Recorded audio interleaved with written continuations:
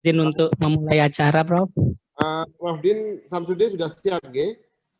Tadi baru sholat kayaknya sudah siap. Oke. Oh. Izin memulai ya, Prof. Ya, silakan. Silakan. Oke, Prof. Ya. Assalamualaikum warahmatullahi wabarakatuh. Waalaikumsalam warahmatullahi wabarakatuh. Alhamdulillahirabbil alamin. Alhamdulillahi nahmaduhu wa nasta'inuhu wa nastaghfiruhu wa na'udzu billahi min syururi anfusina wa min sayyiati a'malina. May yahdihillahu fala mudhillalah wa may yudlil fala hadiyalah. Allahumma shalli wa sallim ala sayyidina Muhammadin wa ala alihi wa sahbihi ajma'in. Amma ba'du. Pada yang terhormat Profesor Dr. Saifur Rahman, spesialis jantung pembuluh konsultan PhD selaku moderator. Kepada yang terhormat Profesor Din Samsudin, MA, mengucapkan terima kasih atas kesediaannya untuk mengisi kembali pengajian rutin PPDS FKUB PSSA. Pertama-tama marilah kita panjatkan puja dan puji syukur kehadirat Allah Subhanahu wa taala atas berkat rahmat, taufik dan hidayahnya kita semua masih diberi kesehatan sehingga masih dapat berkumpul di tempat ini. Kedua, tak lupa sholawat serta salam tetap kita curahkan kepada junjungan kita Nabi besar Muhammad SAW yang telah membimbing kita dari jalan kegelapan menuju jalan kebenaran yakni dinul Islam. Cara selanjutnya yaitu pembacaan ayat suci Al-Quran yang akan dibacakan oleh saudara kita Dr. Alfan dan Dr. Ulil. Kepada Dr. Alfan dan Dr. Ulil, waktu dan tempatnya kami persilakan. Assalamualaikum warahmatullahi wabarakatuh. A'udzu billahi minasyaitonir rajim. Bismillahirrahmanirrahim. Kuntum khaira ummatin ukhrijat linnasi ta'muruna bil ma'rufi wa tanhauna 'anil munkar wa tu'minuna billah walau amana ahlul kitabi lakana khairal lahum minhumul mu'minuna wa aqsarumul fasikun. Shadaqallahul adzim. Dengan menyebut nama Allah yang Maha Pengasih lagi Maha Penyayang. Umat Islam adalah umat terbaik yang dilahirkan untuk manusia. Karena kamu menyuruh berbuat yang ma'ruf dan mencegah dari yang mungkar dan beriman kepada Allah. Sekiranya ahli kitab beriman, tentulah itu lebih baik bagi mereka. Di antara mereka ada yang beriman, namun kebanyakan mereka adalah orang-orang fasik. Maha benar Allah dengan segala firman-Nya. Terima kasih kami ucapkan kepada Dr. Ulil dan Dr. Alfan yang telah membacakan ayat suci Al-Quran. Semoga kita semua yang hadir tempat ini mendapatkan pahala dan manfaatnya. Menginjak acara inti yaitu tausiah yang akan disampaikan oleh Profesor Dr. Din Samsudin MA dan akan dimoderatori oleh Profesor Dr. Saifur Rahman, spesialis jantung pembuluh konsultan PhD. Waktu kami persilahkan. Terima kasih. Assalamualaikum warahmatullahi wabarakatuh. Alhamdulillah, nahmaduhu wa nasta'inuhu wa na'udzu billahi min shururi anfusina wa min sayyiati a'malina. May yahdihillahu fala mudilla lahu wa may yudlil fala hadiyalah. Asyhadu an la ilaha illallah wa asyhadu anna Muhammadan abduhu wa rasuluh. Allahumma shalli ala sayyidina Muhammad wa ala ali sayyidina Muhammad kama shallaita ala sayyidina Ibrahim wa ala ali sayyidina Ibrahim innaka Hamidum Majid.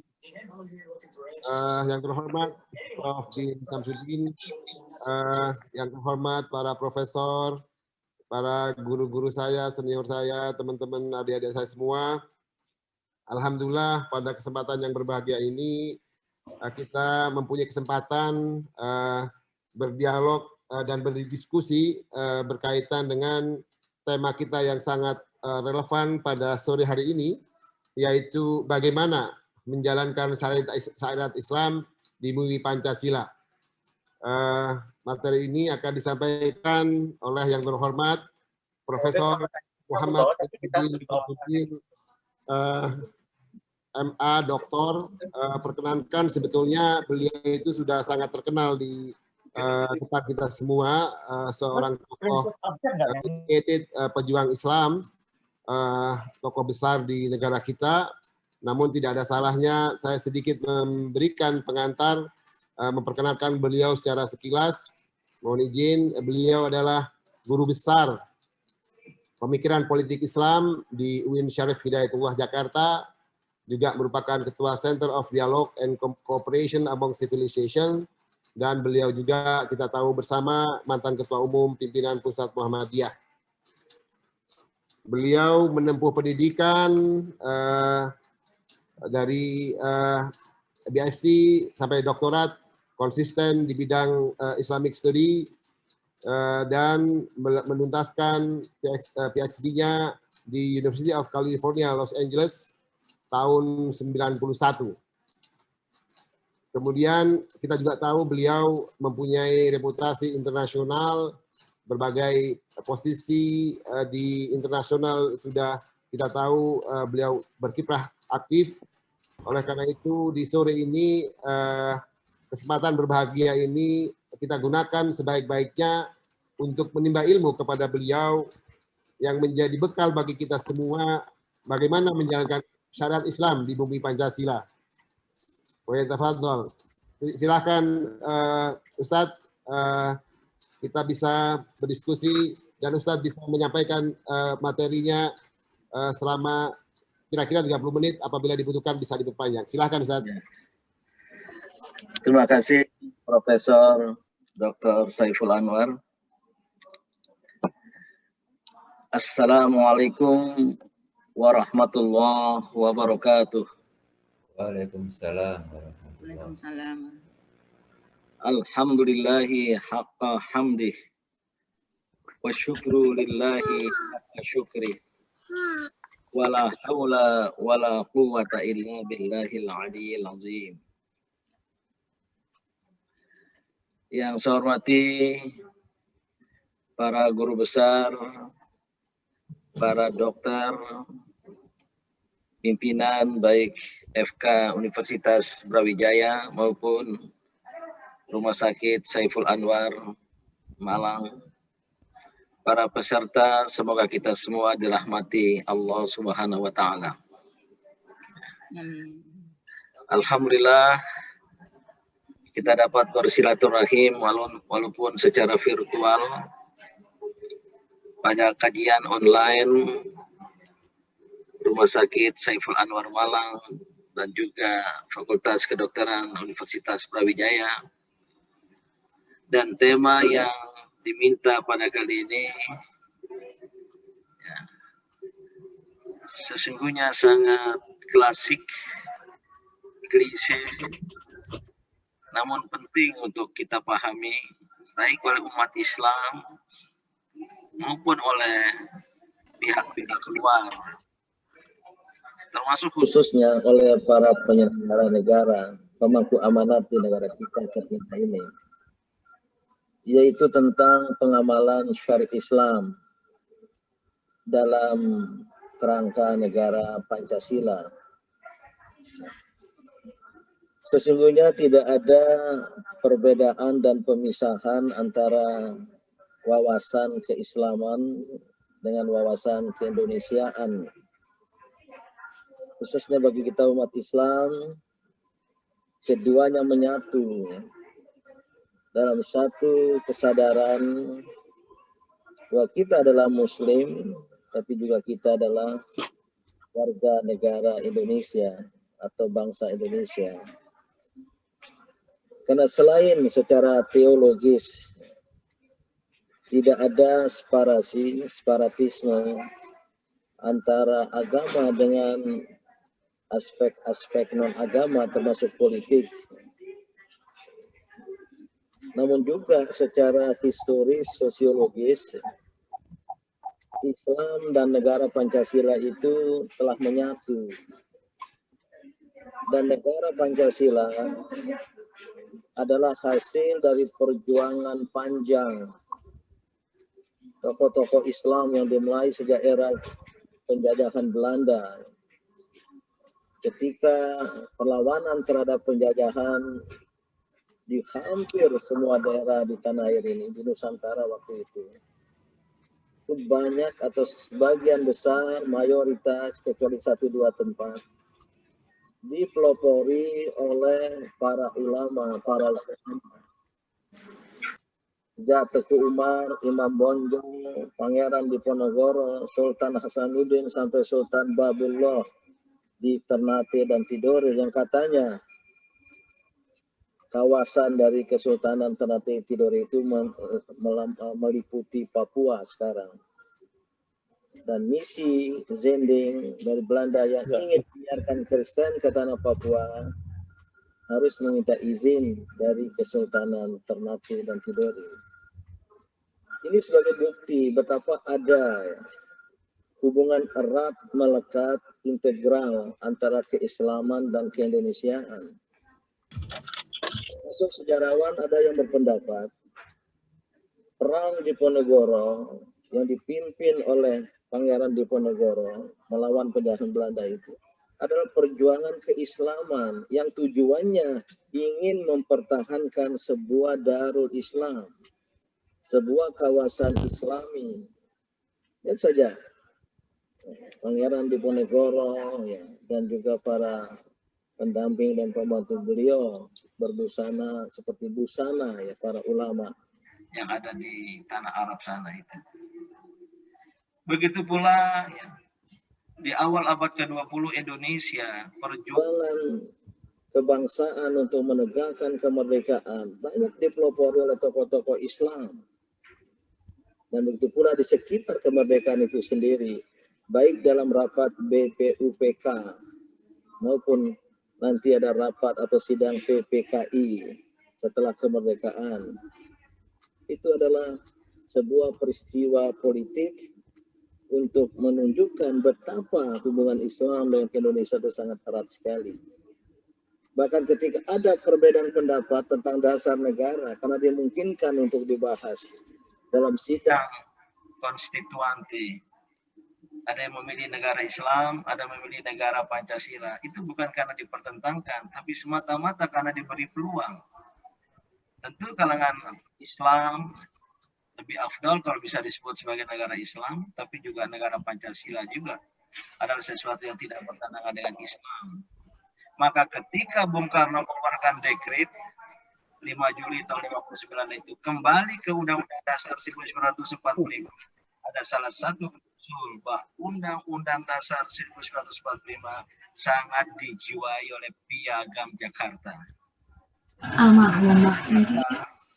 Telah menjadi kesepakatan yang para tokoh bangsa, termasuk tokoh-tokoh Kristiani di dalamnya, adalah seperti Pancasila sekarang, namun sila pertama berbunyi ketuhanan dengan kewajiban menjalankan syariat Islam bagi pemeluknya. Artinya apa? Ada sebuah pengakuan untuk menjalankan syariat Islam, karena memang syariat Islam itu sudah dipraktekkan dan sudah diterapkan di 73 kesultanan yang ada di Nusantara waktu itu, sebelum kemerdekaan Indonesia. 73 kesultanan dari Aceh hingga Ternate Tidore tadi itu, yang sebenarnya mereka telah menerapkan syariat Islam, namun dalam pengertian atas, yaitu al-ahkam asy-syakhsiyah, atau dalam bahasa Inggris the family law, hukum keluarga, menyangkut nikah, rujuk, waris, itu sudah dipraktekkan. Maka ketika Indonesia dimerdekakan, ingin dimerdekakan, mereka sepakat syariat Islam seperti itu tetap bisa dan harus terus dilakukan. Itulah makna ketuhanan dengan kewajiban menjalankan syariat Islam bagi pemeluknya, karena memang sudah diterapkan di 73 kesultanan. Ini menurut Profesor Mansur Suryanegara, yang semuanya adalah kesultanan Islam. adalah kekuasaan politik Islam dan mereka rela mengintegrasikan diri ke Republik Indonesia yang berdasarkan Pancasila. Ada piagam ya, dan seorang sultan sekarang pewaris kesultanan yang ada, karena mereka ada paguyuban, ada piagam, kami mengintegrasikan diri, menyerahkan diri untuk bergabung dengan negara Kesatuan Republik Indonesia dengan catatan harus ada jaminan terwujudnya kesejahteraan bagi rakyat Indonesia. Untuk tidak berpanjang, Bapak, Ibu, dan saudara-saudara yang saya hormati, jadi ada integrasi, sebuah hubungan dekat antara keislaman dan keindonesiaan. Maka sebenarnya Pancasila itu Islami. Sebenarnya sudah lama ya, dari kita di Indonesia ini, termasuk saya pribadi, mengatakan bahwa negara Pancasila itu adalah Islami. Tapi baru tahun 2018 ketika Syekh Al-Azhar, Profesor Dr. Ahmad Muhammad At-Thayyib, saya undang waktu itu dalam jabatan sebagai utusan khusus Presiden untuk dialog dan kerjasama antar agama dan peradaban, yang salah satu mandatnya mengembangkan wasatiyat Islam ke dunia. Maka sebelum kita kembangkan ke luar negeri, kita sepakati dulu. Maka saya adakan sebuah pertemuan di Bogor bertajuk dalam bahasa Inggris High Level Consultation of World Muslim Scholars on Wasatiyat Islam. Pertemuan puncak ulama dan cendekiawan Muslim seluruh dunia tentang wasatiyat Islam, dan Syekh Al-Azhar datang untuk menyampaikan pidato kunci pada pembukaan. Beliau ada mengatakan dalam pidato kunci pada pembukaan konferensi itu, Al-Mabadi Al-Khamsa Dhatu Qiyamin Islamiyah. Pancasila mengandung nilai Islam. Dan memang kalau dibedah, ketuhanan yang adalah tauhid. Tauhid sebagai asas dasar dari ajaran Islam. Apalagi kemanusiaan yang adil, beradab, seterusnya. Sila keempat sampai sila kelima, keadilan sosial bagi seluruh rakyat Indonesia. Itu adalah nilai Islami. Dan ini pula lah yang diterjemahkan dalam Undang-Undang Dasar 1945,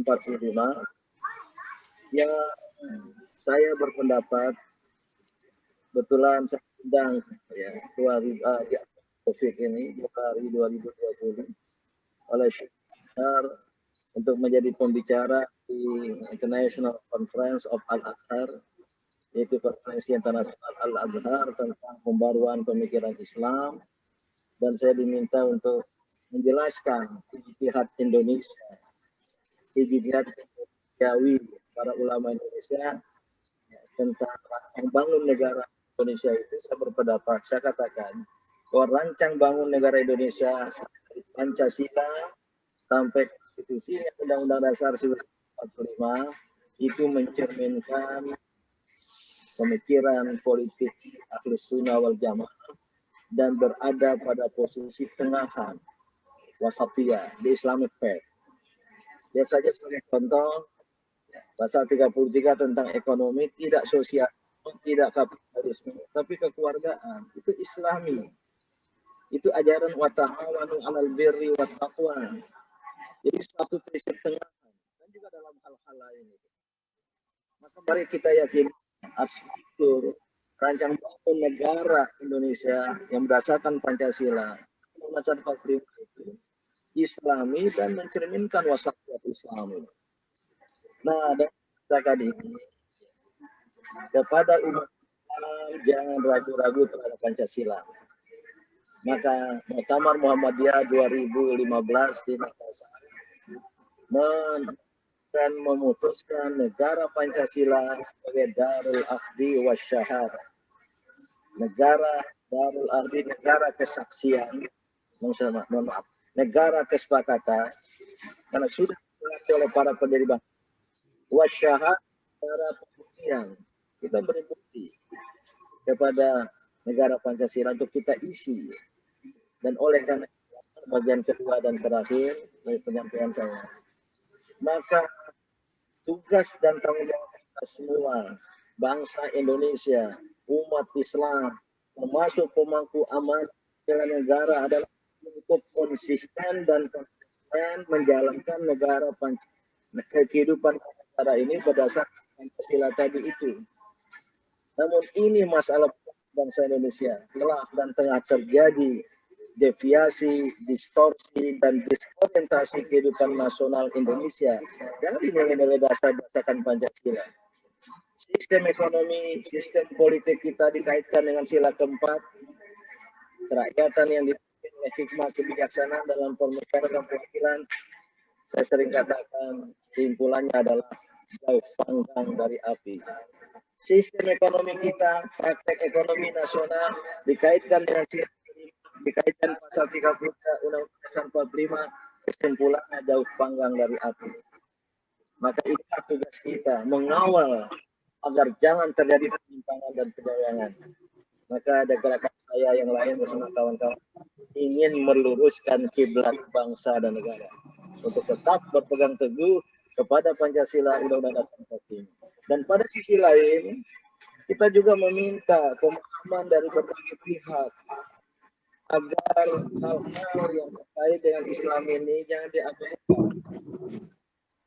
Maka kalau ada rakyat negara ingin menggunakan kerudung, hijab, jilbab, katakanlah kalau dia polwan, kalau dia kowat, angkatan darat, kowal angkatan laut atau apa namanya angkatan udara, itu harus disampaikan.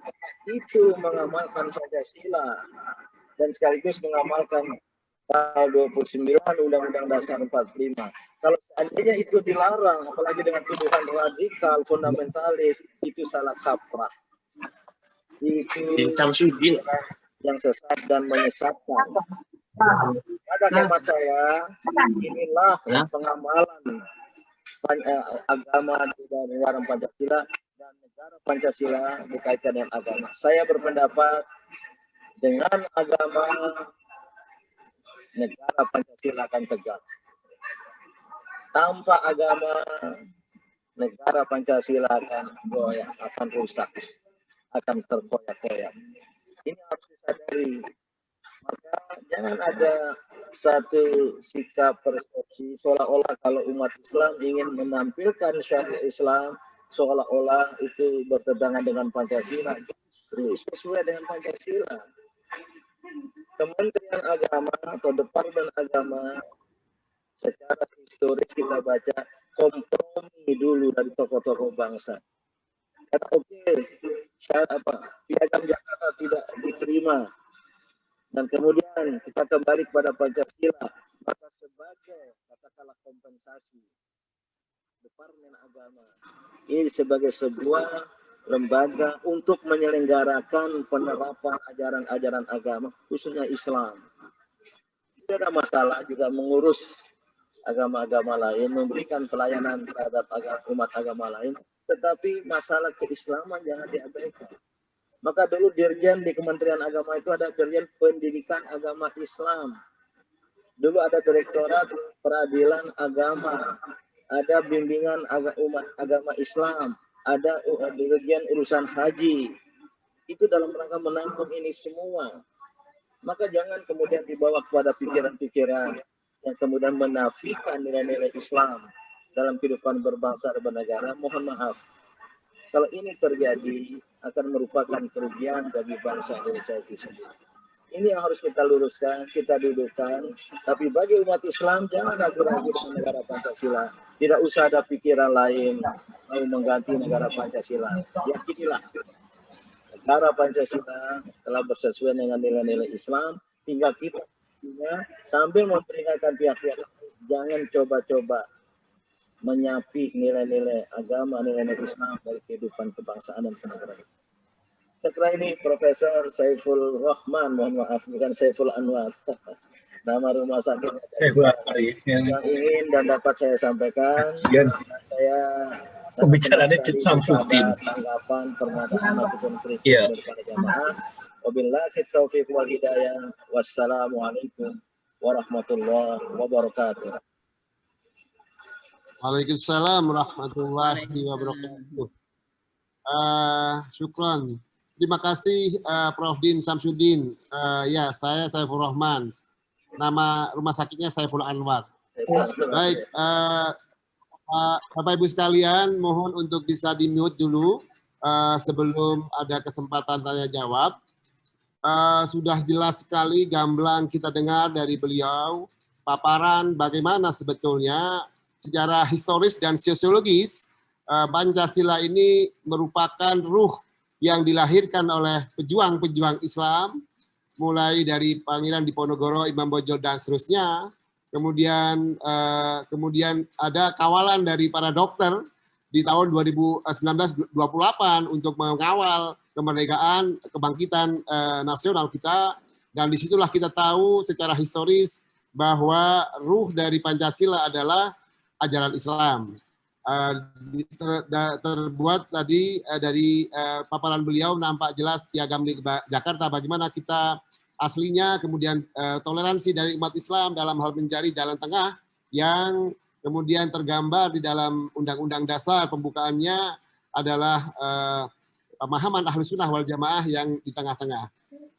Ini akan sangat menarik buat kita semua, artinya bahwa umat Islam dengan sendirinya apabila menjalankan syariat sesuai dengan ajaran Islam, maka itulah tegaknya Pancasila di situ. Tidak ada negara lain kecuali negara Indonesia yang kita junjung tinggi dalam menjalankan syariat, karena itulah sudah syariat Islam. Oleh karena itu, ketika ada wacana atau distorsi, ada hal-hal berkaitan dengan pemisahan Pancasila dari Islam, maka kita menjadi tergerak untuk bisa mawas diri, ada apa dengan diri kita, keluarga kita, sosial kita, ada hal-hal praktek-praktek di lapangan yang mungkin bisa kita menjadi pembelajaran buat kita dalam hal keseharian. Ada kebebasan beragama di situ, ada kebebasan berpendapat di situ dalam hal kaidah-kaidah norma Islam. Ada pertanyaan yang sangat menarik sepertinya, Prof, berkaitan dengan bagaimana peran kami, terutama dokter, di sini juga ada pertanyaan milenial, untuk tetap dalam koridor memperjuangkan negara Pancasila ini, mengisi kemerdekaannya, dan kemudian tentunya dengan tetap berpegang pada syariah Islam untuk zaman saat ini. Prof, mohon jawaban dan konsultasinya, Prof. Ya. Ingin saya awali dengan sebuah pendapat bahwa syariat Islam, syariah al-Islamiyah, atau dalam bentuk jamaknya, pluralnya, asyara'i al-Islamiyah. Syariat al-syariat Islam itu pada dasarnya adalah ajaran-ajaran Islam sendiri. Walaupun ya syariat sering juga direduksi menjadi hanya pandangan hukum, hanya masalah fikhiyah. Namun sebenarnya syariat itu lebih luas dari sekedar hukum, meliputi seluruh ajaran-ajaran Islam, itu syariat Islam. Dan secara substantif, syariat itu adalah jalan. Maka dalam bahasa Arab syariah itu jalan artinya. Bisa juga metodologi, bisa juga yang bersifat metode. Inilah manhaj, jalan, metode Islam. Jalan kepada kebenaran, jalan kepada, ya, katakanlah dalam pandangan Islam itu surga, gitu, al-jannah, itu syariat Islam. Gitu. Maka sebenarnya apa yang kita lakukan selama ini adalah pengamalan syariat Islam. Kita sholat, puasa, zakat, haji, itu menjalankan syariat Islam. Kita menjalankan pernikahan, perkawinan berdasarkan syariat Islam. Itulah pengamalan syariat Islam. Apalagi kalau nanti ingin membagi waris berdasarkan pandangan Islam, itu adalah syariat Islam. Dan secara umum ya, syariat Islam di Indonesia ini sudah banyak diterapkan dan sudah banyak didasarkan pada undang-undang. Memang 7 kata pada pihak bertuhanan dengan kewajiban menjalankan syariat Islam baginya itu tidak diterima. Namun sekarang ini sudah ada undang-undang tentang perkawinan tahun 74 berdasarkan sahnya perkawinan adalah berdasarkan agama. Ini ada orang-orang yang ingin mengubah undang-undang perkawinan sekarang ini. Jangan berdasarkan agama, tapi berdasarkan kesepakatan. Seperti di barat sana sosial kontrak mungkin ya, kontrak sosial belaka. Gitu. Sekarang sudah ada undang-undang tentang pengelolaan zakat. Ada undang-undangnya, terutama tentang muamalat, tentang keuangan syariah, perbankan syariah. Jadi alhamdulillah. Dan oleh karena itu ya, pada hemat saya, tugas kita sekarang umat Islam, bagaimana terus-menerus kita perjuangkan agar nilai-nilai Islam ini bisa ya, disenyawakan ke dalam produk hukum dan perundang-undangan. Saya penganut aliran substantivisme, substantivis. Yang paling penting isi daripada bentuk. Ada yang berpendapat yang paling penting itu juga bentuk. Maka negara Islam, negara syariah, sekarang ada yang mengusulkan NKRI bersyariah, mungkin tidak perlulah disebut seperti itu. Itu Pancasila yang sangat dekat dengan agama, sangat dekat dengan Islam, yang paling penting kita perjuangkan agar jangan disimpangkan dari agama. Maka Bapak Ibu dan saudara-saudara, kalau sungguh-sungguh mengamalkan Pancasila yang berketuhanan yang Maha Esa pada sila pertama, dan pada Undang-Undang Dasar 45 pasal 29 negara berdasarkan pada ketuhanan yang Maha Esa, negara memberi kuasa kepada rakyat warga negara menjalankan agama untuk beragama, jalankan ibadat menurut agamanya itu. Kalau ini betul-betul dilaksanakan, maka pemerintah sebagai pemakluman ketika ingin membangun jalan tol, harus pikirkan tempat peribadatan. Itu namanya mengamalkan Pancasila. Itu namanya mengamalkan Undang-Undang Dasar 45. Ketika membangun sebuah kampus, maka harus difasilitasi untuk adanya tempat bagi sivitas akademika beribadah khususnya umat Islam karena hari Jumat. Ya, mahasiswa tidak libur, mereka sholat Jumat, maka alhamdulillah kampus Universitas Brawijaya masjidnya cukup bagus, sangat bagus. Saya pernah hadir itu. Ini dalam rangka pengamalan Pancasila itu sendiri. Itu yang saya katakan tadi. Dengan agama Pancasila akan tegak. Tapi tanpa agama, jika agama dihilangkan, lagi sekarang Pancasila ingin dikotak-atik, menurut saya itu yang harus kita kawal gitu. Oleh karena itulah kembali ya mungkin secara umum saja pertanyaan termasuk yang ada di chat tadi itu ya adalah tugas kita ke depan bagaimana Pancasila itu kita kawal untuk diamalkan secara murni dan konsekuen, kita kawal untuk tidak disimpangkan, diselewengkan oleh pihak-pihak yang sesungguhnya mengklaim dirinya Pancasila tapi tidak Pancasilais. Selama sistem politik Indonesia ini terlalu mengamalkan demokrasi liberal, bertentangan dengan sila keempat dari Pancasila, itu adalah namanya penyelewengan terhadap Pancasila.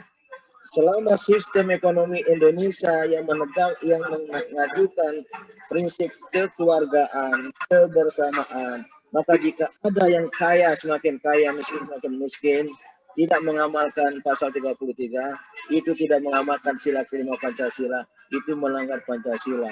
Ini yang harus kita kawal. Maka Pancasila jangan hanya dikatakan, aku Pancasila, kami Pancasila, tapi yang paling penting kita laksanakan dalam perbuatan nyata. Baik, Prof. Terima kasih atas jawaban yang komprehensif dan mencerahkan. Jadi pada dasarnya ketika seorang Muslim itu menjalankan syariat Islam, otomatis akan sesuai dengan Pancasila. Oleh karena itu kewajiban kita bersama melaksanakan syariat Islam atau menjalankan Pancasila yang linear itu sudah menjaga Pancasila.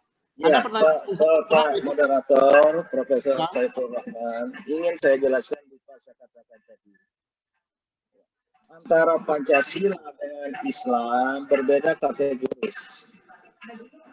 Pancasila adalah ideologi, falsafah pikiran manusia, man-made, buatan manusia, ideologi.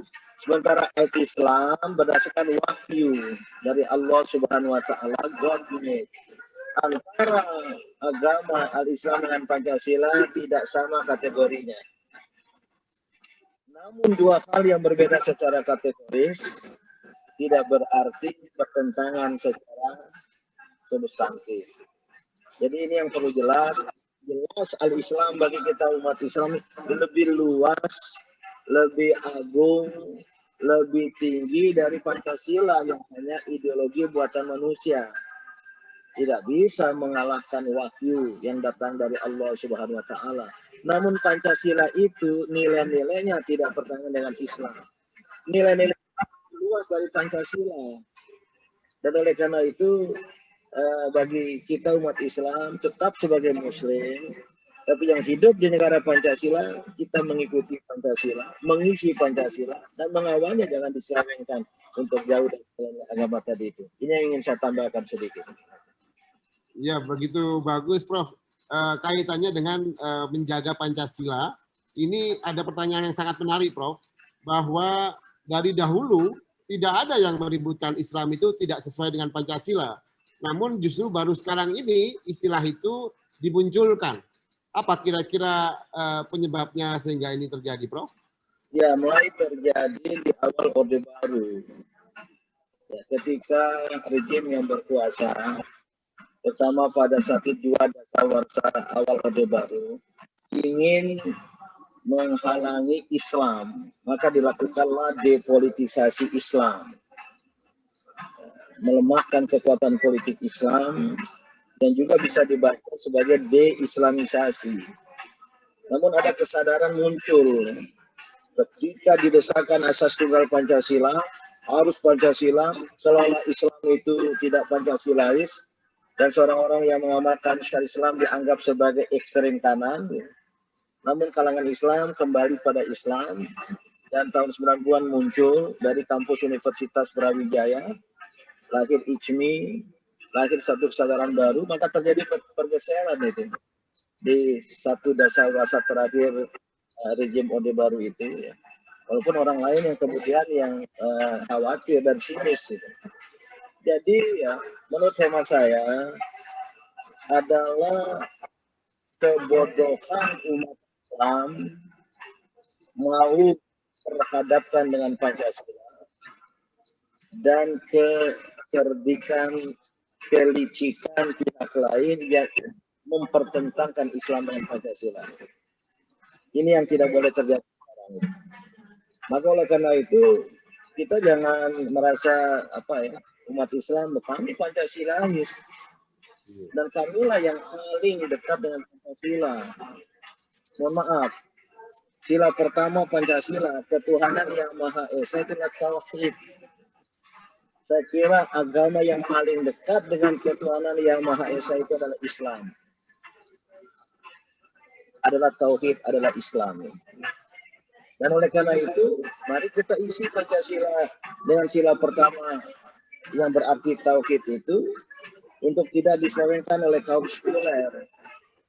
Sekarang banyak alam pikiran, ideologi, ekonomi, politik, sosial, budaya itu ingin dikembangkan menurut ideologi sekularistik, ideologi liberalis, politik Indonesia liberal, ekonomi Indonesia liberal. Ya. Dan ini yang kemudian kita kaitkan dengan Pancasila sangat anti liberalisme. Tapi sekali lagi, seperti tadi pasal 33 itu adalah posisi oleh karena itu ya dialog nasional, dialog lebih luas lagi agar orang-orang Islam paham, sadar betapa Islam dekat dengan Pancasila, dan agar orang-orang non-Islam nggak usah mengembangkan Islamofobia, rasa benci kepada Islam, karena itu akan merugikan, bukan merugikan Islam, tapi merugikan Indonesia.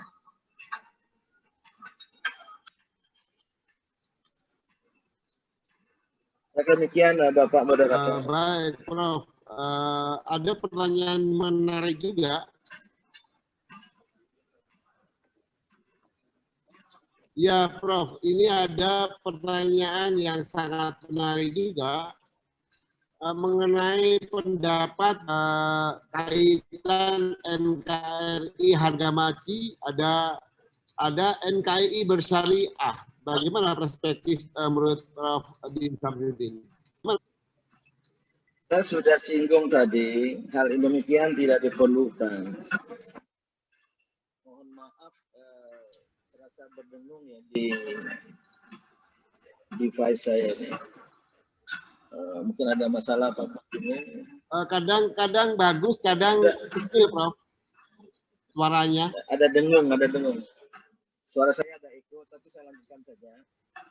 Tadi sudah saya singgung itu tidak diperlukan. Karena negara Pancasila dengan Undang-Undang Dasar 45 itu sudah bersesuaian dengan nilai Islam. Yang perlu kita kawal, jangan sampai Undang-Undang Dasar 45, terutama yang awal sekali, ya, itu tafsir otentik dari negara Pancasila menurut para pendiri bangsa. Namun telah mengalami perubahan, pergeseran dengan amandemen. Ini yang sangat kita sayangkan. Apalagi turunannya, ya, derivatif dari Undang-Undang Dasar 45 itu dalam bentuk undang-undang itu banyak yang menyimpang, tidak hanya dari Pancasila, juga dari Undang-Undang Dasar 45 itu sendiri. Tahun 2010 sebagai Ketua Umum PP Muhammadiyah, saya mendapat amanat agar PP Muhammadiyah melakukan jihad konstitusi. Tim yang dibentuk waktu itu, para pakar, menyimpulkan ada 115 undang-undang selama era reformasi yang berkaitan dengan Undang-Undang Dasar 45. Kemudian kita lakukan jihad konstitusi, judicial review ke Mahkamah Konstitusi. Itu satu undang-undang itu hampir setahun. Coba bisa dibayangkan kalau ada 115. Ini masalah Indonesia. Oleh karena itu bagi kaum umat Islam nggak perlulah ditambah NKRI bersyariah. Kita desakan saja agar tegakkan negara Pancasila, tegakkan undang-undang secara konsekuen, itu sudah mengamalkan syariat Islam. Maka tidak perlu ada istilah NKRI yang bersyariah, karena akan menimbulkan komplikasi baru. Ya, Prof. Dikotomi atau istilah-istilah yang seperti itu memang menjadikan kita menjadi lebih banyak diserang yang berikutnya. Namun yang menarik tadi, Prof, berkaitan dengan upaya-upaya perubahan perundangan di bawahnya, di mana justru bertentangan dengan Undang-Undang Dasar yang bernafas Islam yang telah diupayakan oleh Muhammadiyah. Kalau boleh kita tahu bagaimana hasil jihad konstitusi itu, Prof? Minimal. Waktu itu kita mulai terhadap undang-undang yang berada dalam kategori ekonomi atau kedaulatan energi. Seperti undang-undang migas. Yang sebelumnya undang-undang yang ada itu memberi peluang sampai 79% dunia migas nasional dikuasai asing. Karena diberi peluang pada asing, diserahkan pada pasar bebas. Yang tidak mungkin. Ini yang tidak boleh maksud saya.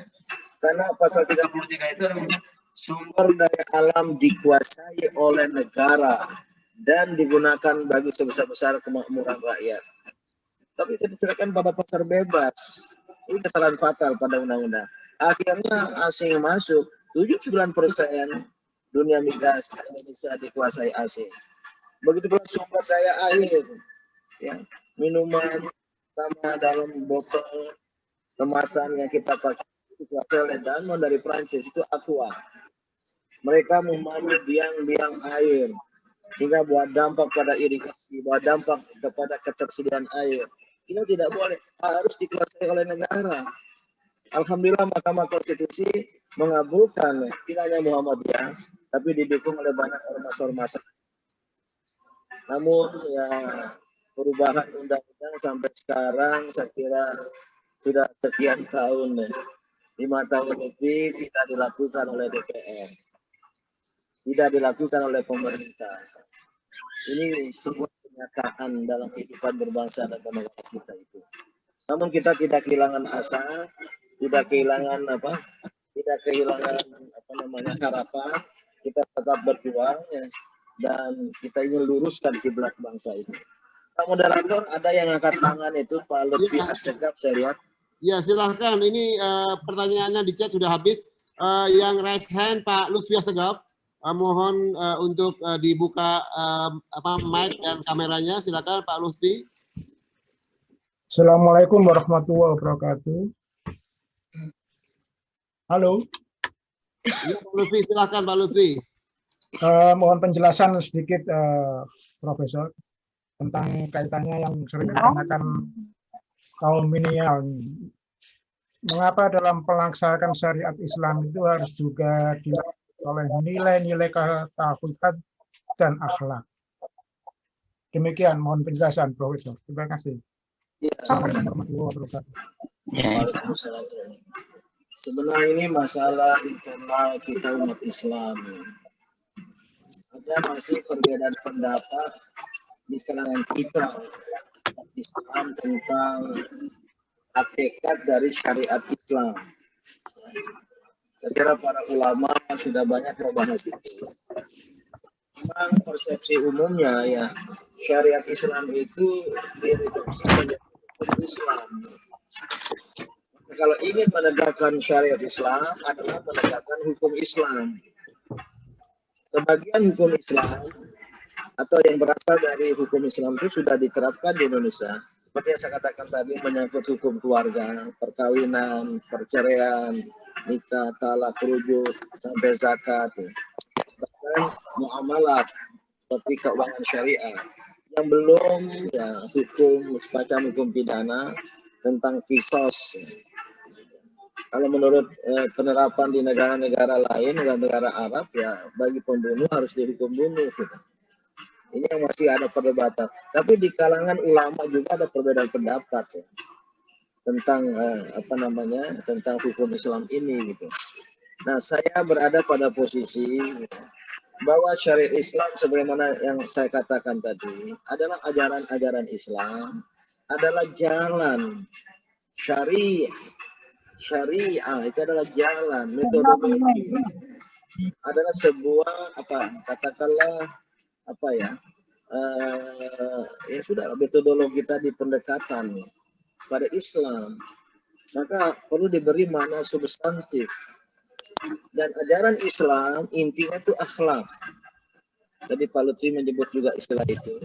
Innama bu'ithtu liutammima makarimal akhlak. Coba lihat sistematika para ulama tentang ajaran Islam, tentang syariat Islam, akidah, ibadah, akhlak, iman, Islam, ihsan, akidah, syariat, akhlak.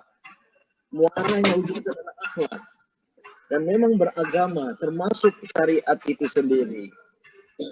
Adat itu sendiri adalah jalan. Saya memahami ayat "Wa ma khalaqtul jinna wal insa illa liya'budun." Tidaklah kuciptakan jin dan manusia kecuali untuk beribadat. Ini terjemahan yang tidak salah, tapi belum selesai. Kecuali untuk beribadat, lahirlah pemahaman seolah-olah setelah ibadat selesailah urusan. Selesai sholat, wassalam. Selesai Ramadan, lebaran, bubaran. Selesai ibadah haji, harapnya haji mabrur, jadinya haji mardut. Karena kita menganggap ibadat itu adalah aktivitas, adalah kegiatan. Selesai ibadah belum selesai. Ibadat itu adalah dalam rangka membentuk kepribadian yang berakhlak. Inilah insan muttaqin itu. Oleh karena itu ya saya lebih kepada pendekatan substantif. Kalau ada pembentukan undang-undang di DPR sana itu, nggak usahlah disebut sebagai dengan istilah-istilah formalistik Islam, tapi substansinya keislaman. Itu jauh lebih penting gitu. Nah sayangnya kita tidak ada yang bekerja secara serius, para ulama, para cendekiawan Muslim untuk menyiapkan paradigma etik. Ya. Islam ini agama etika, ethical religion, bukan agama ritual religion, tapi ethical religion. Sholat itu dalam rangka membentuk kepribadian yang berakhlak. Itu jauh lebih penting gitu. Maka as-sholat tanha 'anil fahsya'i wal munkar. Karena ada manifestasi pada akhlak. Dalam kaitan dengan ya, kita beragama, berkehidupan dengan Pancasila ini, maka kita dorong adanya pembentukan akhlak. Dan ini yang runtuh di Indonesia, yaitu watak bangsa. Sebuah bangsa yang tidak berwatak, yang tidak berakhlak akan runtuh. Gitu. Maka karena itu kewajiban ya, perjuangan kita ke depan adalah baik pendidikan, pengajaran, dakwah Islamnya lebih kepada pembentukan akhlak itu. Jauh lebih penting.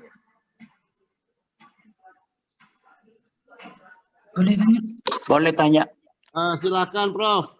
Mungkin direct question silakan Prof. Langsung ya. Ya, silakan Prof. Prof Din, saya ingin tanya. Kadangkala distorsi dan defisiasi itu juga timbulnya dari kaum Islam sendiri yang berbeda-beda aliran. Pertanyaan saya, bagaimana meminimalisir perbedaan ini sehingga tetap syariat jalan dan di negara Pancasila. So kita itu sering diadu. Terima kasih. Assalamualaikum warahmatullahi wabarakatuh. Iki bukan situs baru ya. Mohon yang lain di mute. Silakan Prof Din. Ya. Ini semakin berat. Para profesor banyak. Profesor tulis ya. Saya sepakat sekali ya, memang masalah yang ada itu lebih bersifat masalah internal kita umat Islam. Kadang-kala jauh lebih berat untuk mengatasinya daripada perbedaan pendapat dengan kalangan luar. Ya. Sebenarnya ya, dengan kalangan dalam Islam ya berlaku juga itu prinsip seperti dengan pihak luar ya, dengan non muslim apapun hukum waliyati, bagimu agamamu, bagi keluargaku, jangan dicampur aduk agama itu. Kita berbeda keyakinan, nggak bisa disatu-satukan, jangan disama-samakan, ibadah nggak usah digabung-gabung ya. Tapi kita hidup berdampingan sebagai saudara, sebangsa dan tanah air. Maka dengan perbedaan umat berbeda agama biasa-biasa saja. Nggak usahlah kita harus kemudian mohon maaf terakhir ini kok bersalawat pada upacara Natal atau apalagi, itu bukan itu toleransi. Toleransi itu menghargai perbedaan dan kesediaan untuk hidup berbeda secara damai. Nah, dengan sesama muslim ya ini juga demikian. Banyak perbedaan pendapat di kalangan umat Islam ini karena perbedaan penafsiran terhadap Al-Quran. Yang kedua, perbedaan penafsiran pada hadis. Yang ketiga, berbeda hadis. Banyak perbedaan pendapat saya amati di kalangan umat Islam karena memakai hadis yang berbeda. Soal kapan satu Ramadan, satu Syawal, itu karena hadisnya berbeda, bisa diketemukan itu. Nah, ada faktor perbedaan pendapat yang keempat, ya. Ada nuansa politik, ada dimensi politik, ada faktor politik yang bermain. Atau Prof. Mu'khalis, ada yang bilang perbedaan pendapat di antara kita ini karena perbedaan pendapatan. Gitu. Perbedaan pendapat terjadi bukan karena perbedaan pendapat itu sendiri, katanya karena perbedaan pendapatan. Nah, memang Islam kemudian melahirkan dalam bidang hukum saja beberapa mazhab itu. Bukan hanya 4 ya. Al-Madhahib Al-Arba'ah, ada tambah lagi, bisa 8, bisa 12 gitu. Mazhab itu rujukan school of thought karena perbedaan metodologi. Dan para imam mazhab yang lampau, Syafi'i, Maliki, Hanafi, Hambali, karena mereka berada juga, ya selain berbeda pendapat terhadap sumber Islam, Al-Quran, Al-Hadis, juga perbedaan setting sosio-kultural di mana mereka berada. Maka ketika Imam Syafi'i berada di Baghdad, dia punya pendapat, tapi ketika pindah ke Kufah atau ke Madinah, beliau berpendapat yang dikenal dengan qaulun qadim, pendapat lama, qaulun jadid, pendapat baru. Lihat, pada seorang imam madhab pun bisa mengalami perbedaan pendapat. Inilah yang memerlukan toleransi. Ini yang memerlukan tasamu di antara kita. Sayang, ada di antara kita umat Islam yang tidak tasamu, tidak mau bertoleransi, main pokoknya pendapat yang benar, lain salah, terjadi pengkafiran, takfiri. Ini gerakan takfiri ini ada ini. Ini kadang-kadang sulit kita atur, termasuk perbedaan pendapat kita terhadap negara Pancasila. Ya, saya ceramah di daerah-daerah, Pak Din, masalah kita karena kita memegang Pancasila, coba kembali pada Islam. Ya. Maunya apa? Oh, bagi orang tua itu. Maunya negara Islam. Saya bilang negara Pancasila, negara Islam. Sayangnya ya sering Pancasila ini ingin disapi dari Islam. Ini juga bagaimana saya katakan tadi, itu yang harus kita tolak juga itu. Jadi ya, intinya, ringkasnya, perbedaan pendapat itu menuntut adanya dialog. Kita harus percaya pada kekuatan dialog. Kita perbanyak dialog ya, yang dalam bahasa Islam itu musyawarah, musyawarah fil amri. Sayang ya, kadang-kadang kita tidak mudah berdialog sama kita, karena langsung ada perbedaan pendapat. Tapi sekarang ini kan kita mudah berdialog ya. Kalau ada perbedaan pendapat kan mungkin bisa kita cari mana yang lebih benar, mana yang benar kan. Karena kita membukakan dialog ya, walaupun mungkin terbatas ya, dalam secara visual seperti sekarang. Allah ta'ala. Terima kasih Prof. Ini semakin menarik Prof. Kita masih ada 30 menit lagi. Tadi ada beberapa kaitannya dengan upaya-upaya memisahkan Islam dari Pancasila. Sehingga upaya apa aktual action dari kita Prof sebagai umat muslim ini untuk mencegah terjadinya itu di kalangan kita atau di kalangan kita dalam perspektif Actual actionnya jangan mau diadu domba. Jangan mau dijauhkan dari Pancasila. Yakinilah, bacalah sejarah, pahamilah bahwa Pancasila itu dekat dengan Islam, berhimpit dengan, beririsan dengan nilai-nilai Islam. Kalau tidak mau bersesuaian dengan nilai-nilai Islam, namun tetap Al-Islam lebih luas dari sekedar Pancasila, karena Islam berdasarkan wahyu.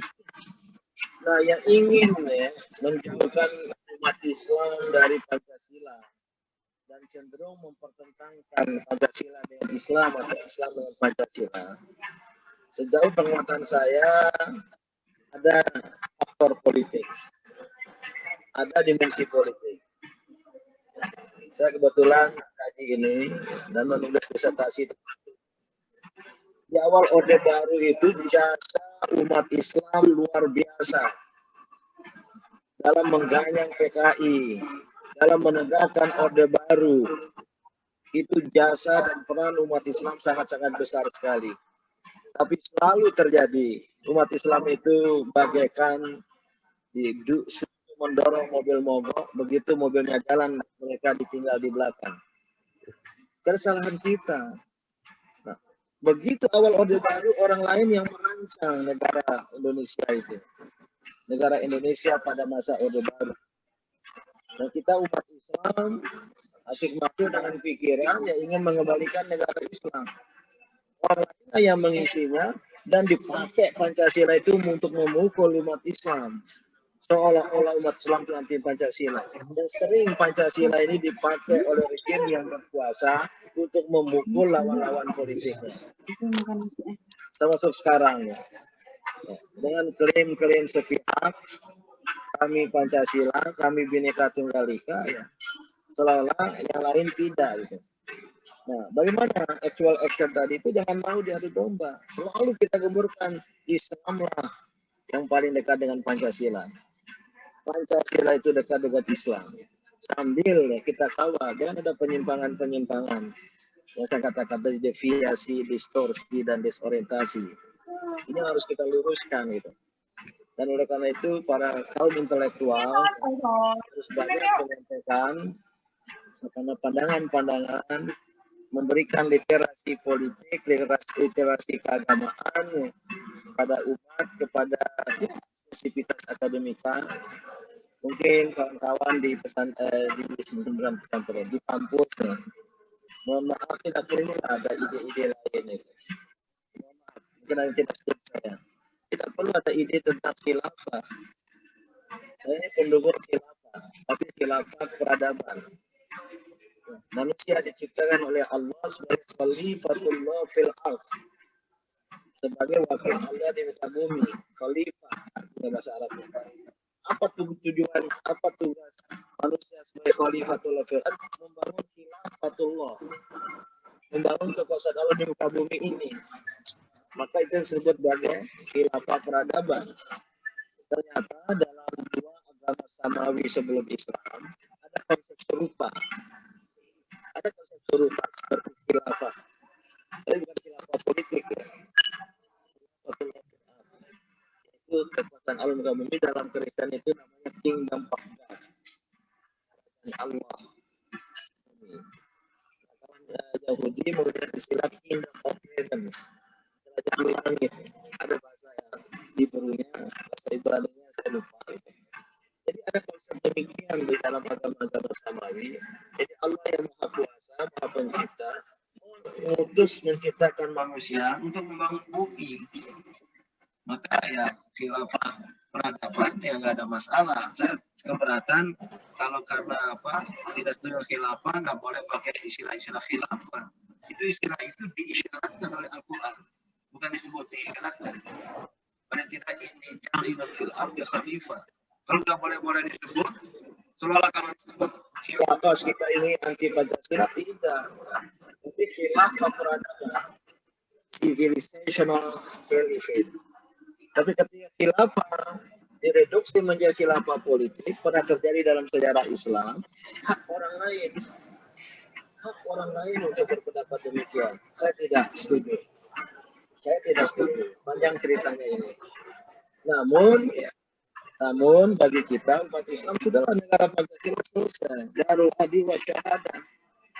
Itu pandangan Muhammadiyah yang kebetulan berasal dari pidato saya 2011. Negara Pancasila sebagai Darul Adi wa Syahadah gitu. Nah maka gimana actual action ini kita ini harusnya pede ya umat Islam ini dengan negara Pancasila ini ya, selain peran historis, peran kebangsaan luar biasa secara nilai dekat dengan Islam tadi, sesungguhnya kita ini punya hak untuk berbicara lebih dekat. Inilah yang Pancasilais betul. Tapi nggak usah berbangga diri dengan istilah kami Pancasilais seperti itu.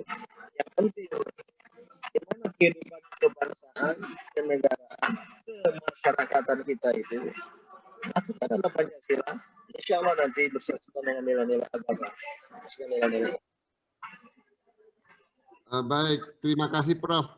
Meskipun agak di akhir tadi sedikit terputus-putus, tapi kami telah menyangkap esensinya bahwa sebetulnya ajaran Islam yang rahmatan lil alamin ini ketika kita amalkan dan pasti itu adalah bersesuaian dengan Pancasila, maka dalam keseharian kita pasti sesuai dengan Pancasila.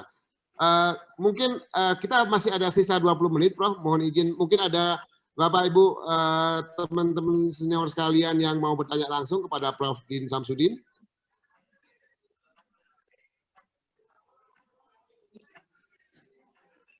Boleh raise hand atau langsung buka mic-nya, Bapak Ibu sekalian.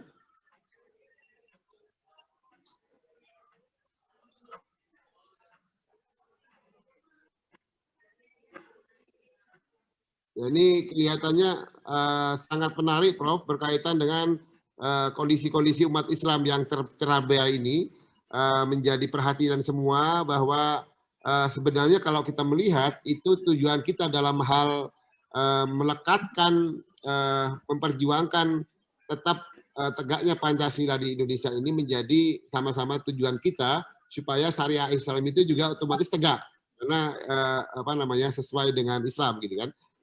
Sehingga tadi kata kuncinya adalah bagaimana kita bersatu ya Prof ya, tidak bercerai-berai dan tidak diadu domba. Karena kalau kita melihat sejarah-sejarah kelemahan Islam di luar negeri atau di luar negeri kita, rata-rata dari awal mulai dari khilafah Rasulullah sampai ke Utsmaniyah dan seterusnya, keruntuhannya dimulai dari perpecahan, di mana ada kaum Islam sendiri sebagai orang Islam, kemasukan orang munafik, di mana orang munafik menyatu kepada orang-orang kufar, kemudian merongrong dari dalam, sehingga akhirnya Islam juga menjadi terpecah belah, dan disitulah kelemahan Islam dan Islam menjadi runtuh begitu. Apakah ada kekhawatiran Prof bahwa ketika kondisi Indonesia seperti begini terus, apakah Islam tersisih kemudian kita menjadi minoritas seperti yang ditakutkan orang yang terjadi di Cina dan di negara lain, Prof? Bagaimana prediksinya, Prof? Ya, tentu ada alasan untuk khawatir demikian. Walaupun kita tetap harus optimis. Kita umat Islam yang terbesar di bangsa ini.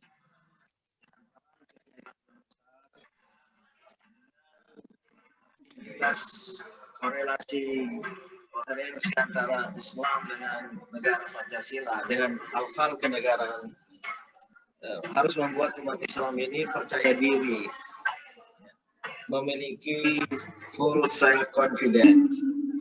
Sayang ini yang kurang, sehingga orang luar menilai kita umat Islam ini pendengar lama ya, word time dari Belanda itu, bahwa umat Islam Indonesia hanyalah majority group with minority mentality, kelompok mayoritas dengan mentalitas minoritas. Saya kira ada benarnya. Kita umat Islam yang besar ini sebenarnya bermentalitas minoritas. Ya, kita merasa terkalahkan, tersudutkan. Saya lihat sih ya, tema-tema dalam berbagai seminar yang ada itu, termasuk webinar itu, peran umat Islam dalam pembentukan itu kan sebenarnya refleksi dari mentalitas minoritas.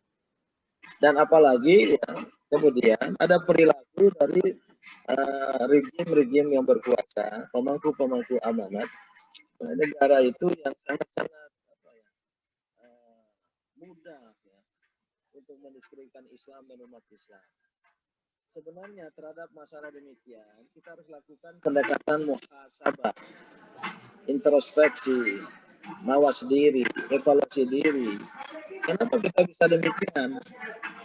Kalau hadis Rasul itu ya, mungkin pernah dengar ya, bersatu masa kamu semua akan menjadi bagaikan bui kabuta Israeli.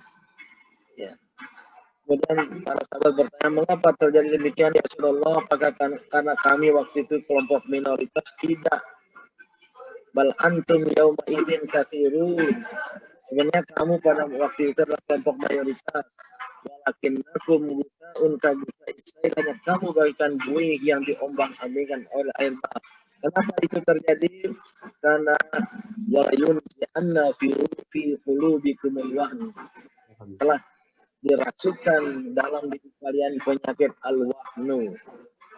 Ketika ditanya apa al-wahn itu ya Rasulullah, penyakit al-wahn itu ini ada di rumah sakit penyakit ini mungkin. Takut mati. Dikaji di Fakultas Kedokteran. Al-wahnu penyakit hubbud dunya wa karahiyatul maut. Penyakit cinta dunia dan takut mati. Ini yang terjadi. Karena kita umat Islam sendiri berpecah belah. Kita bertikai, masalah-masalah kecil menjadi besar. Masalah-masalah furu'iyah terjadi kemudian gontok-gontokan. Al-Quran sudah mengisyaratkan wala tanaza'u, jangan kamu bertikai, fatafshalu, kamu akan gagal, wa tadhhabari hukum, kewibawaanmu akan hilang. Itu menurut Al-Quran. Sayang ya, masalah persatuan umat ini mudah dikatakan, susah diamalkan. Namun alhamdulillah ya, pertama antara NU dan Muhammadiyah ini relatif ada hubungan yang baik. Waktu kami memimpin Muhammadiyah dan PBNU dipimpin oleh Kiai Hasyim Muzadi, kami sering bertemu, sering bercakap-cakap. Beliau sering saya undang ke NU dan sekali kedua saya diundang ke Muhammadiyah. Kita sepakat untuk mempersatukan kedua umat Islam besar ini. Nah, sementara umat Islam banyak sekali. Alhamdulillah terakhir ketika kami diberi amanat sebagai Ketua Dewan Pertemuan MUI, rapatnya sekali sebulan, anggotanya seluruh ketua umum ormas-ormas Islam.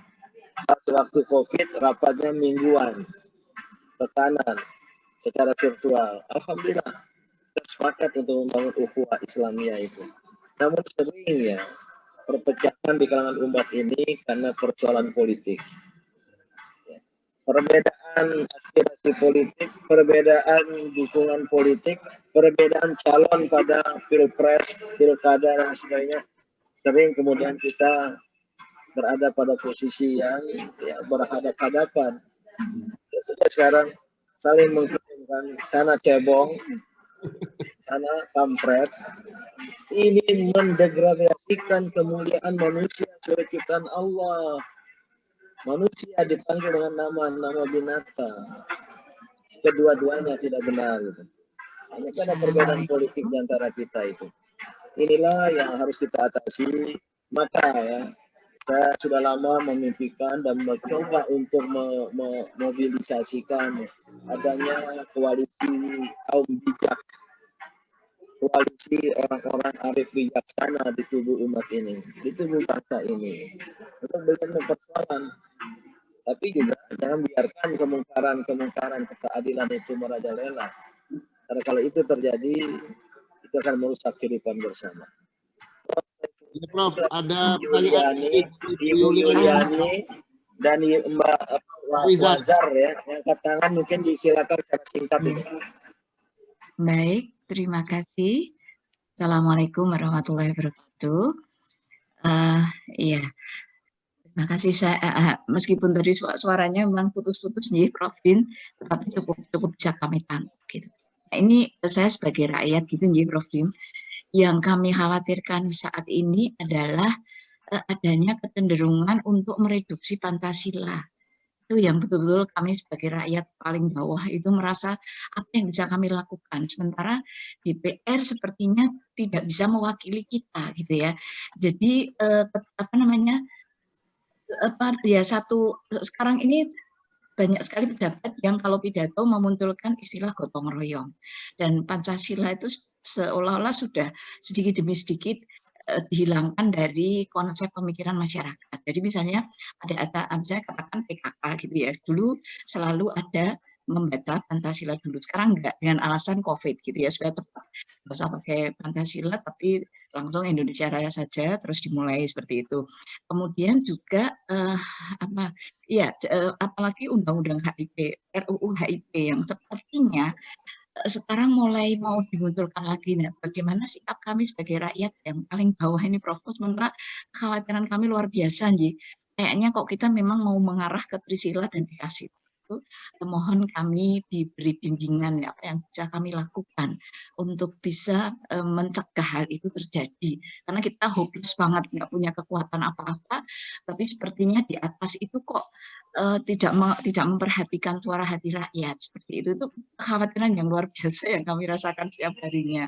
Mengatakan Prof Din, saya juga dari Muhammadiyah, dari Universitas Muhammadiyah Surakarta. Matur nuwun, assalamualaikum warahmatullahi wabarakatuh. Rupanya peserta dari luar Brawijaya juga ya. Yang bertanya itu pesan bukan dari FK aja. Bukan dari kedokteran. Kebetulan saya juga rakyat ya.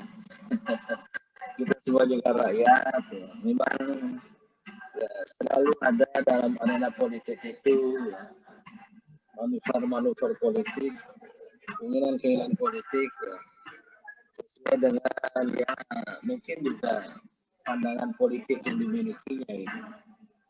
Yang jelas ya, kita sudah sepakat dengan negara Pancasila. Maka kalau ingin direduksi Pancasila yang seharusnya menjadi sumber dari segala hukum menjadi hanya salah satu undang-undang, itu adalah pemahaman terhadap Pancasila itu sendiri. Karena RUU HIP itu bernuansa ya, itu melecehkan Pancasila, diturunkan menjadi undang-undang, padahal dia sumber dari segala hukum. Maka kita tolak, saya kira semua ya, ormas Islam menolak.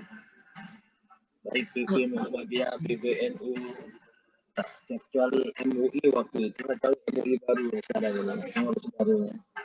Semua ya, ormas Islam menolak. Karena itu mendegradasikan Pancasila, mengkritikkan Pancasila itu. Bagaimana sikap kita ya kita tolak. Maka desakannya agar RUU HIP itu dicabut dari prolegnas. Ini si tafsir beritanya, katanya sudah dicabut. Yang satu bilang belum dicabut. Yang satu sudah dicabut, ingin diganti dengan RUU PPIP. Tapi tanpa sebuah proses. Sesuai dengan proses pengajuan sebuah RUU gitu.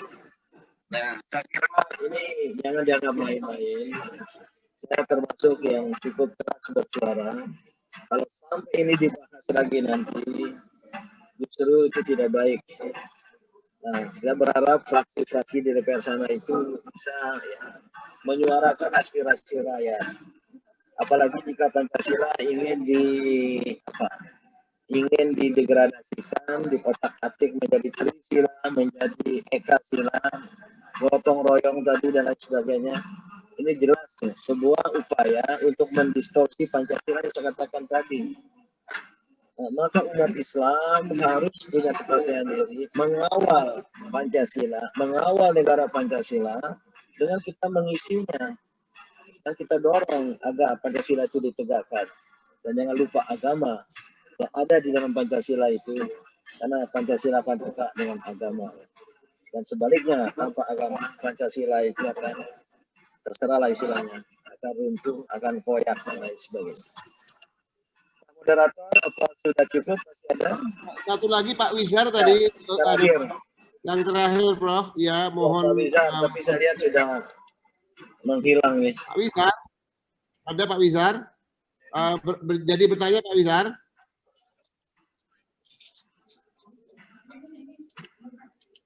Pak Wizar, ini suaranya kedengaran. Ya, silakan.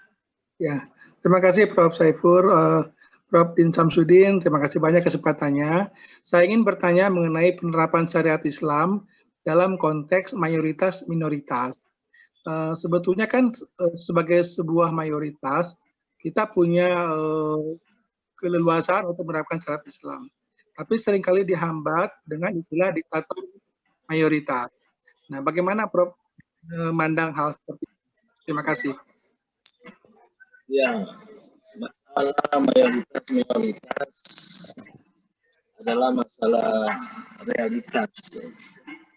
Namun harus dibedakan dan disadari ada mayoritas minoritas sosiologis, tapi juga ada mayoritas minoritas politik.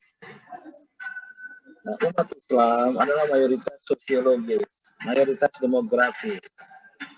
Saya kira sensus terakhir 2010 itu 87,sekian%.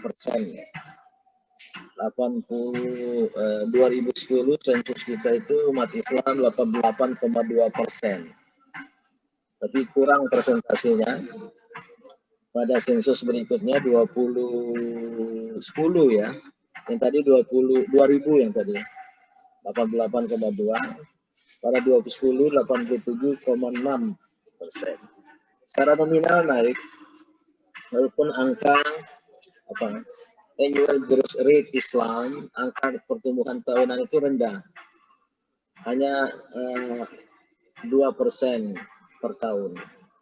Sementara Kristiani 4% per tahun, jadi tinggi. Walaupun secara nominal tetap Islam besar gitu. Tapi itu mayoritas sosiologis, demografis. Ketika dibawa ke politik, apalagi politik elektoral, itu nggak pernah lebih dari 30%. Gabungan perolehan suara dari partai-partai Islam dan partai-partai berbasis masa Islam. Nah, berbicara tentang ya pembentukan undang-undang, ini berkaitan dengan politik. Maka harus ada kemayoritasan politik. yang tidak kita miliki ya, maka kalau mau ya umat Islam yang besar secara sosiologis demografis harus besar pula secara politis, termasuk juga nanti secara ekonomis. Gitu. Ini yang belum ya, masih ada kesenjangan yang kita hadapi itu. Namun demikian ya, walaupun ya katakanlah tidak secara politis tadi, tapi kan di partai-partai yang non-Islam itu banyak juga politisi-politisi Muslim. Banyak juga anggota DPR yang Muslim, di Golkar, di PDIP, di Demokrat, di Nasdem, di Hanura, di Gerindra, dan sebagainya itu. Ini sebagiannya bisa memperhatikan mayoritas sosiologis ketika ingin membentuk undang-undang. Jangan sampai mengabaikan ya, realitas sosiologis seperti ini. Terutama jangan sampai ada produk undang-undang yang justru ya, tidak memberi peluang bagi umat Islam untuk bangkit. Nah, undang-undang dalam bidang ekonomi dengan pasar bebas ini kan memberikan privilege kepada pihak-pihak tertentu sehingga mereka berjaya secara ekonomi. Dan nanti ada dampak sistemiknya karena ada kuasa ekonomi di tangannya ini mendiktekan politik. Dan sekarang sudah mulai itu oligarki ekonomi, oligarki politik bermain itu. Ini yang sebenarnya harus dikoreksi. Mengapa ini terjadi? Karena penyimpangan terhadap Pancasila. Karena tidak mengamalkan sila keempat. Kegiatan yang dipimpin oleh hikmah kebijaksanaan dalam permusyawaratan keluarga itu penuh dengan diksi-diksi Islam. Kerakyatan tidak sama dengan demos. Konsep ar-ra'iyah, ar-ra'i wa ra'iyah. Indonesia mengadopsi konsep kerakyatan. Gimana dengan demokrasi? Apalagi demokrasi dengan apa yang dipimpin hikmah kebijaksanaan. Jadi Indonesia ini harus dipimpin oleh kepemimpinan hikmah. Kepemimpinan hikmah. Nah, kepemimpinan hikmah itu hanya lahir dari satu sistem permusyawaratan. Maka rangka bangun negara Indonesia awal dengan adanya lembaga tertinggi negara bernama MPR itu adalah halul hali wal aqdi menurut paradigma pemilihan politik Sunni. Bermusyawarah di situ itu lebih baik. Tapi sekarang sudah menganut one person one vote. Suara profesor sama dengan suara satpam. Manusia sama di hadapan Allah, tapi kapasitas harus juga tetap diperhatikan. Al-Quran juga menyatakan la yastawil ladzina ya'lamun wal ladzina la ya'lamun. Tidak sama orang yang paham dan orang yang tidak paham. Tapi demi demokrasi one person one vote. Ini awal dari malapetaka. Ini yang harus diluruskan gitu. Nah, bagaimana itu umat Islam yang menurut saya harus melek politik, jangan abai dari politik. Kalau umat Islam tidak peduli terhadap politik, mereka akan dimainkan oleh permainan kelompok-kelompok politik dan menjadi korban permainan politik kelompok-kelompok lain. Nah, oleh karena itu sebenarnya saya pribadi ya, ingin partai Islam itu tunggal saja. Jika Kongres Umat Islam Indonesia Januari 2020 yang lalu di Bangka Belitung, saya sebagai Ketua Dewan Pertimbangan MUI memberi pidato dan saya tulis serukan untuk mendorong Kongres Umat Islam Indonesia memutuskan membuat satu mandat agar cukup satu partai Islam saja. Tapi kalau banyak seperti ini, ya walikulli hizbin bima ladaihim farihun kata Al-Quran. Masing-masing partai membanggakan yang apa yang ada dalam dirinya. Ini masalah kita. Jadi sebenarnya banyak masalah. Ada masalah di pihak internal umat Islam, ada masalah juga di pihak eksternal. Nah, maka ini yang harus kita atur. Saya berharap dan optimis sebenarnya. Muncul generasi baru, generasi yang lebih cerdas, yang lebih arif bijaksana, kaum intelektual seperti di kampus ini. Kalau kita berbeda organisasi nggak apa-apa lah, NU, Muhammadiyah, apalagi itu. Tapi itu hanya jalan perjuangan. Jangan membuat kita terkotak-kotak. Nanti gara-gara berbeda organisasi, pas ada pemilihan rektor, tergantung menterinya organisasi mana gitu. Nah ini yang merepotkan kita umat Islam ini. Karena nilai-nilai keislaman tadi itu jauh dari kita. Maka perlu negarawan-negarawan semua gitu. Tapi terus terang ada agenda mendesak sekarang ini kita tidak bisa biarkan kemungkaran struktural ini. Indonesia ini dililit oleh kemungkaran struktural, ya. Struktural mungkarat, organize mungkarat. Ini yang pada jalur lain saya ikut terlibat, ya. Ada satu gerakan moral, ya, untuk meluruskan itu semua. Ya. Tapi selalu didasarkan gerakan moral itu politis, ya. Politik moral, ya. Tapi ya kalau di era seperti sekarang politisisme dibungkam itu sekali, ya. Oleh karena itu para jamaah, kaum intelektual dari mana saja berada, ini tugas tanggung jawab kita semua. Dan sebagai muslim, mari kita punya keyakinan, kepercayaan diri. Indonesia tercinta ini sudah secara struktural rancang bangunnya itu bersesuaian dengan Islam. Tinggal kita isi. Dan sekali lagi kita kawal, jangan sampai ada orang yang menyelewengkannya dan menyimpangkannya. Saya optimis ke depan akan lebih baik lagi. Saya kira Bapak Ibu, demikianlah silaturahim, silatul fikri kita sore hari ini. Saya berada di rumah kawan yang sedang ada acara. Saya numpang, mungkin tadi juga kurang tenang, ya. Mohon maaf. Dan saya senang sekali. Semoga kegiatan kajian online RSUD Saiful Anwar dan FK Universitas Brawijaya ini berjalan lancar pada masa-masa yang akan datang. Wabillahi taufiq wal hidayah. Wassalamualaikum warahmatullahi wabarakatuh. Waalaikumsalam. Terima kasih banyak Prof. Samsudin. Prof. Din Samsudin yang telah memberikan pencerahan yang sangat menggembirakan bahwa kita sebagai umat Islam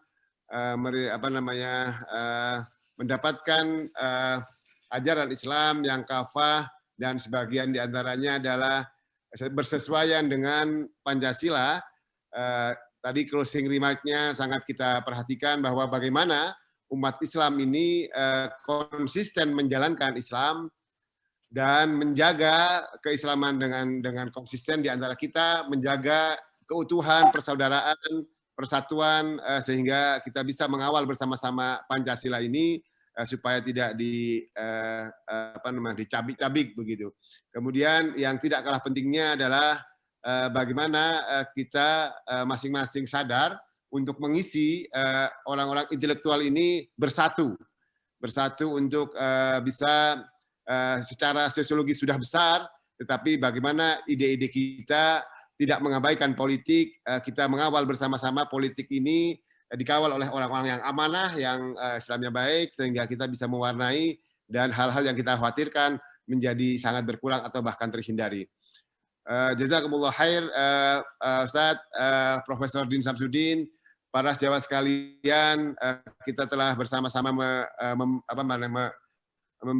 mendapatkan pencerahan dan semoga ini manfaat kita terapkan segera dalam kehidupan sehari-hari, menjaga ukhuwah dan mengawal kita berjuang untuk mempertahankan negara kita berdasarkan Pancasila yang tentunya sudah pasti bahwa ini bagian dari ajaran-ajaran Islam. Demikian dari saya, mohon maaf ketika ada beberapa kesalahan selama memoderatori acara ini. Assalamualaikum warahmatullahi wabarakatuh. Assalamualaikum warahmatullahi wabarakatuh. Terima kasih banyak, Prof. Din Samsudin. Alhamdulillah, terima kasih atas ilmu yang diberikan oleh Profesor Dr. Din Samsudin MA. Tak lupa juga kami ucapkan terima kasih kepada Prof. Muhammad Saifur Rahman. Kemudian tak lupa juga kita ucapkan terima kasih kepada Dekan Fakultas Kedokteran Universitas Brawijaya, kepada seluruh manajemen Rumah Sakit Saiful Anwar, beserta guru-guru kami semuanya, semoga selalu sehat walafiat, dan kepada seluruh peserta yang kami cintai dan kami banggakan. Akhir kata, marilah kita tutup acara ini dengan bacaan Alhamdulillah. Alhamdulillahirabbil alamin. Subhanakallahumma wa bihamdika asyhadu an la ilaha illa anta astaghfiruka wa atubu ilaik. Akhir kata, wassalamualaikum warahmatullahi wabarakatuh. Waalaikumsalam warahmatullahi wabarakatuh. Wati. Oke, Pak Syihab, matur nuwun. Oh, Pak Andi juga. Nggih. Monggo bareng. Nggih, monggo Pak Siap. Monggo Pak Dekan pamit, Dr. Atma Oh, Pak pamit. Dekan ono to iki Pak Dekan. Nggih, wonten niku. Oh iya dah. Ya, makasih banyak Dr. Andi, Prof. Saiful Isolasi Rahman. ya Pak Dekan. Cepat sehat Mas. Cepat pulih ya. Oh, OTG ya. Isolasi di Turki itu Dok. Apa Pak Siap? Beliaunya isolasi di Turki. Oh, bareng. Assalamualaikum. Waalaikumsalam. Yuk pamit semua. Assalamualaikum Oke, monggo semuanya. bareng nggih. Assalamualaikum. Waalaikumsalam warahmatullahi wabarakatuh. Propolis, monggo bareng Dr. Atma, bareng.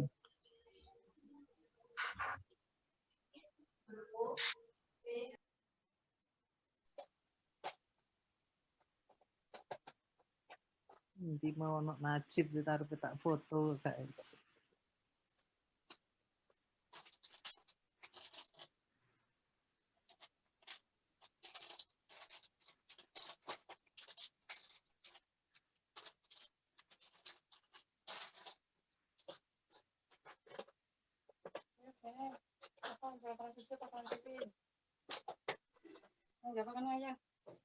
Coba tes karena terakhir.